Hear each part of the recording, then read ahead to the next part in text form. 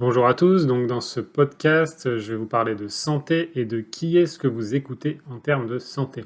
Et je vais le faire en relatant une histoire personnelle. Donc il y a quelques temps, dans un match de hockey, puisqu'effectivement je faisais du hockey, je me suis pris une balle dans la main et je me suis cassé le troisième métacarpien de la main gauche. Donc le terme technique n'est pas très important, mais n'ayant quasiment jamais été dans un hôpital, j'ai pu observer le système en pleine action. Alors vous allez voir et posez-vous la question, dans la vie et pour la santé surtout, qui est-ce que vous écoutez? C'est un concept de base des enseignements de Kevin Trudeau et qu'on retrouve aussi dans son livre, et je vais vous l'illustrer dans ce podcast avec mon exemple. Alors avec la médecine standard, j'ai appelé ça apprendre à être un numéro.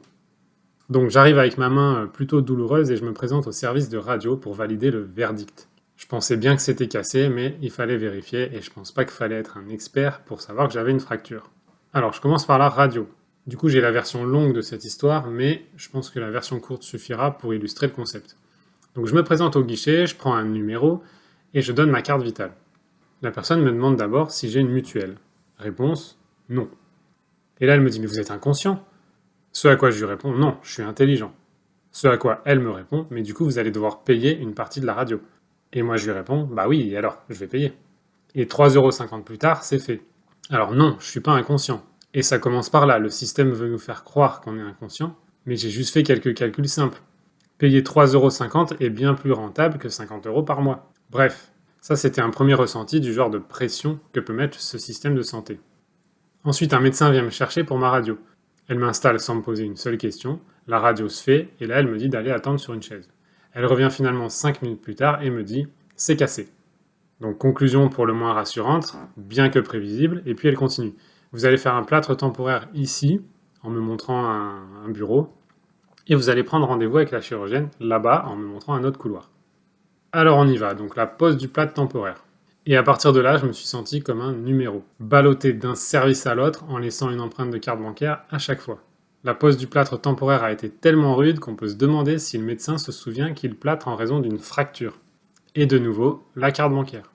Finalement, ensuite, je me rends chez la chirurgienne, qui réenlève le plâtre, touche vigoureusement ma main dans tous les sens et regarde la radio pour conclure « fracture du troisième métacarpien, 12 semaines d'immobilisation totale ».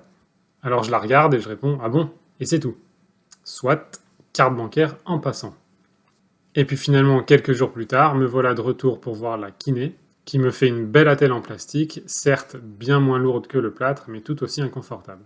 Et enfin, carte bancaire. Et là, juste pour décider un peu autre chose et prendre une décision alternative, je décide d'appeler mon ostéopathe. Donc je la contacte pour avoir son avis. Je l'appelle et là, à ma grande surprise, elle me prend en urgence pour l'occasion. Elle retire délicatement l'attelle, prend connaissance de ce qui s'est passé et fait une vérification de tout le corps, tout en me demandant ce qui s'est passé et ce que j'ai ressenti. C'est pas incroyable ça? Elle découvre que le choc a en fait créé des tensions et des déplacements jusque dans l'épaule, le cou et même la hanche.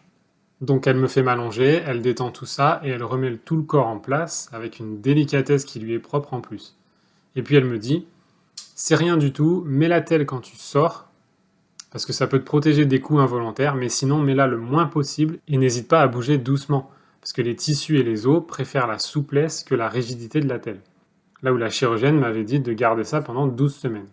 Et là mon ostéo me dit justement qu'avec la telle, je vais encore payer la rééducation, alors que sans la telle, j'aurais même pas besoin de la faire. Vient alors le moment de payer.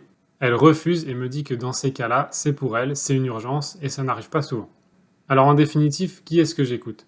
Le système de santé, qui me fait attendre, me prend pour un numéro, me demande ma CB à chaque étape, n'a aucune considération pour ce que je peux vivre, pour ce que je peux avoir vécu et ressenti, pour ce que je peux ressentir, et qui veut m'immobiliser pendant 3 mois?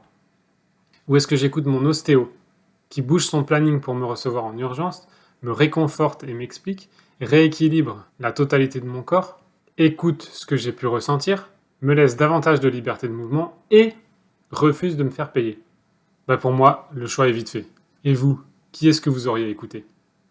En tout cas, prenez soin de vous.